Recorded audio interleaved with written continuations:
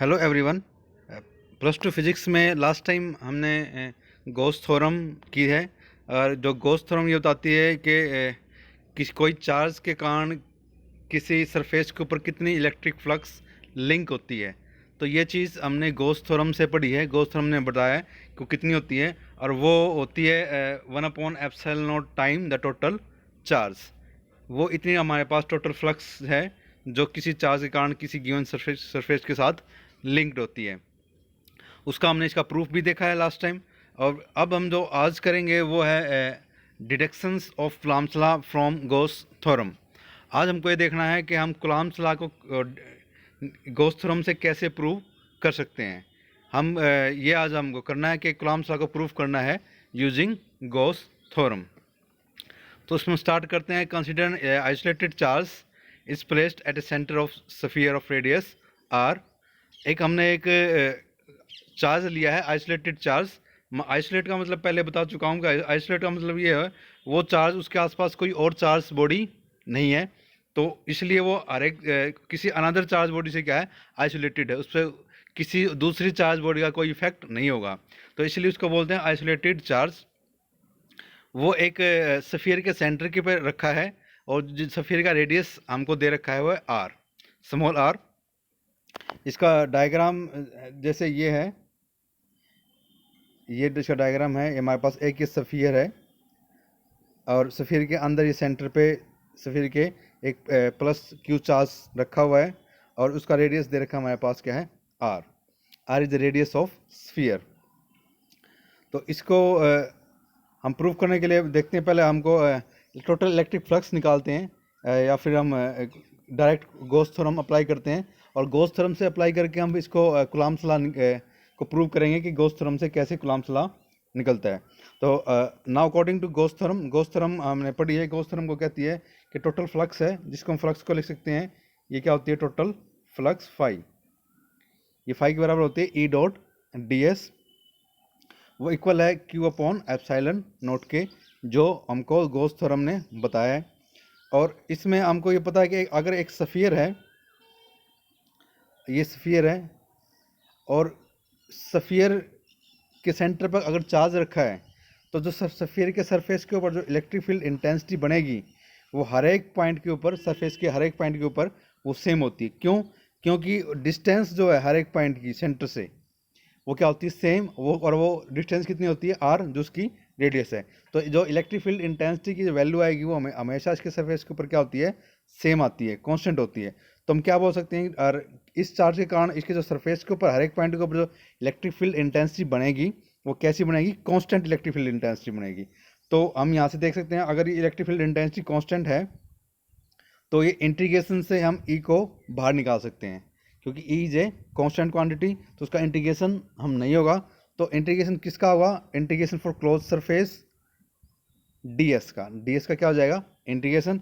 और हमको पता है किसके इक्वल है, क्यू अपॉन एप्सिलॉन नॉट के इक्वल है ना। द सरफेस एरिया हमको पता है सरफेस एरिया क्या है, सफ़ियर का सरफेस एरिया निकालने के लिए।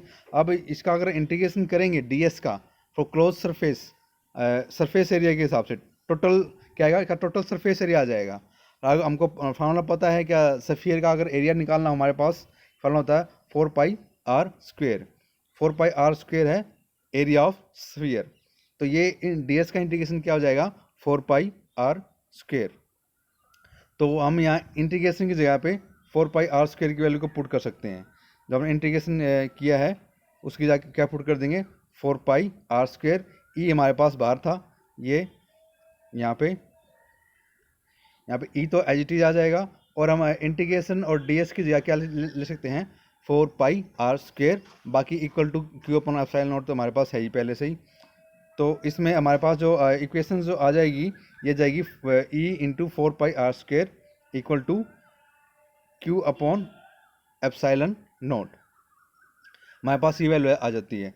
अगर हम यहाँ से ई की वैल्यू को निकालना चाहें, यहाँ से ई की वैल्यू निकालनी है, तो ये 4πr² को उठा के हम यहाँ से इसके नीचे डिवाइड में कर सकते हैं। तो ये हमारे पास जो ई की जो वैल्यू आ जाएगी वो आ जाएगी ये E equal to 1/4π epsilon q upon r²। अगर हम देख रहे हैं ये जो इलेक्ट्रिक फील्ड इंटेंसिटी की वैल्यू हमारे पास वही आई है जो हमने पहले कैलकुलेट कर चुके हैं। सेम वही वैल्यू है। अगर इसको हमने कूलम्ब्स लॉ में की फॉर्म में इसको कन्वर्ट करना है तो हम क्या करेंगे, ई क्या होता है, electric field intensity which is the force, और कूलम्ब्स लॉ से क्योंकि हम फोर्स निकालते हैं तो हमको कूलम्ब्स लॉ से तो हम यहाँ पे इस इलेक्ट्रिक फील्ड के कारण हम फोर्स की वैल्यू कैलकुलेट कर सकते हैं। अगर हम कोई एक टेस्ट चार्ज लें, अगर एक टेस्ट चार्ज हम इस Q प्लस Q चार्ज की इस Q चार्ज की फील्ड में रखें तो उसके ऊपर कितना फोर्स लगेगा उसकी वैल्यू को हम कैलकुलेट कर सकते हैं। तो उसको निकालने के लिए हम देखते हैं, if a positive test charge is placed in this electric field then force on this test charge will be. तो फोर्स की वैल्यू जो हो जाएगी हमारे पास, हो जाएगी, फोर्स होता है, हमने निकाल चुके हैं, force equal to E into Q naught. Q naught क्या है, टेस्ट चार्ज है। ये हमको पता है इलेक्ट्रिक फील्ड इंटेंसिटी की डेफिनेशन से कि ई इक्वल टू होता है फोर्स पर यूनिट चार्ज।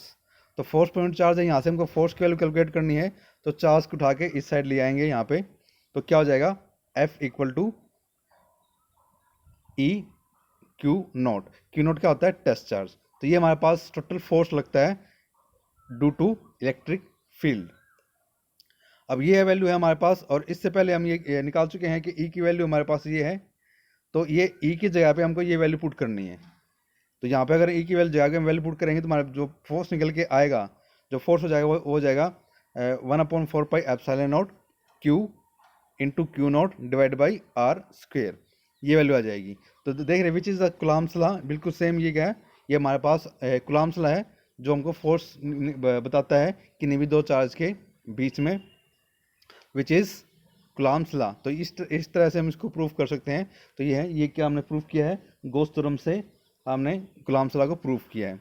तो ये इंपॉर्टेंट क्वेश्चन है, बहुत बार एग्जाम में आ जाता है, पूछ लेते हैं। तो इसमें जो हम नेक्स्ट करेंगे वो है हमारे पास इसकी गॉस थ्योरम की बहुत सारी एप्लीकेशंस हैं। गॉस थ्योरम को हम यूज़ करते हैं इलेक्ट्रिक फील्ड इंटेंसिटी कैलकुलेट करने के लिए फ्रॉम डिफरेंट चार्ज बॉडी पे। तो अलग अलग चार्ज बॉडी हैं, हम लेंगे तो अगर कोई वायर है, वायर पे हम निकाल सकते हैं, कोई स्फीयर है, कोई चार्ज स्फीयर है, उसके कारण किसी पॉइंट के ऊपर इलेक्ट्रिक फील्ड इंटेंसिटी की वैल्यू कैलकुलेट करनी है तो वो हम निकाल सकते हैं। तो ये चीज़ हमको अब नेक्स्ट हम करेंगे।